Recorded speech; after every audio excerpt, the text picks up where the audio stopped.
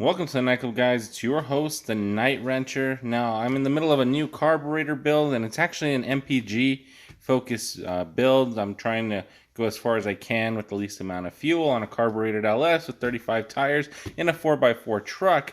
And I figure I needed a little bit more juice coming out of the spark plugs in order to actually make any kind of significant changes. So I decided to try out a set of the LS2 style ignition coils made by Daytona Sensors, and I've already went ahead and opened the box, and I figure I'd do an unboxing so you guys can check them out along with me. So just like the Smart Spark LS, this is made by Daytona Sensors. Parent company is JMS, if anybody is curious. So let's go ahead and check these out. Interesting. So I guess when you buy a set of 8 coils, it comes in 8 little boxes. Real interesting. They kind of remind me of jewelry boxes. So inside the big box, we have 8 little boxes and a sticker. We're going to go ahead and just leave the sticker there because I don't think it's going to affect anything for the coils. Let's go ahead and open one of these up. All right, we got some bubble wrap. Nothing left inside the box. No instructions, huh? I guess they trust us pretty well. Okay, so taking a look at the ignition coil. It looks pretty solid. It looks like it's epoxy filled from the back side. A little bit different from the OEM stuff. It looks like the profile is a little bit different as well. The shape and the orientation of the connectors are also a little bit different. So let's go ahead and compare that to a standard truck coil, which is this one right here. So as you guys can see, the LS coil, the stock LS coil, is taller than the SSLS coil, probably by a good 3/4 of an inch. If we just go based off the mounting surface, we're looking at about an inch difference in terms of space, which is actually really nice. What I'm noticing here, though, is that I'm positive they share the same bolt pattern, but I won't know that for sure until I actually try them on my truck. I'm going to find out if these will fit on the stock bracket, and if they do, that'll be awesome. Another thing to note is that the orientation of the connectors is actually different. Whereas on the stock truck one, the connector's right here on the right-hand side, and the coil boot connector is toward here on the body of the coil. On the Smart Spark ignition coil, we've got the kind of the same orientation for the harness, so your harness is going to sit in the same way, but the connector for the coil is going to be pointed a little bit further down. I'm not exactly sure why the change. If anything, it's just to save a little bit of space on top.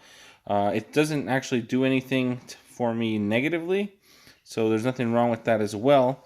Here's the differences in how they're filled up. So here's the top view of the coils. This is a stock truck coil. This is the Smart Spark coil. As you guys can see, the connectors are the same. You can see the profile differences really clearly through here.